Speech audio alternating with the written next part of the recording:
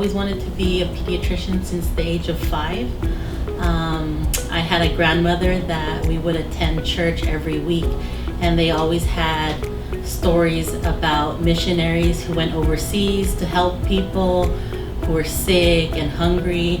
And I guess that was my first exposure to the medical field, and I wanted to be a missionary doctor.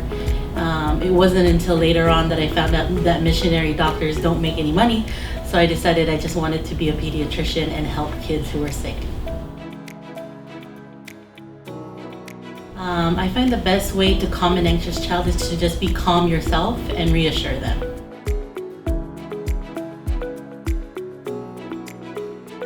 Always since I was a child, I tried looking into other things, but I always came back to the same field, the same passion. Always wanted to be in medicine, always wanted to be with people, help them, protect them, and provide for them.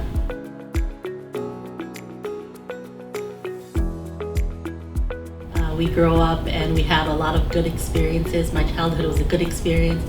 I would say my favorite ages when I see my own patients is at 4 months because they're really happy and smiley, and 4 years because they have a lot of energy and they're very loving.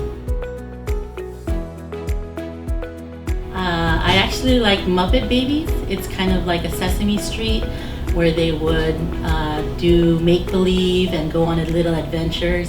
And I actually used to wish and make believe that I was at school and I had extra homework, which is kind of funny. I would wish that there would be no more childhood suffering. For example, for kids who are being abused, who are hungry, if I could end those things, ease their pain, that would be my wish.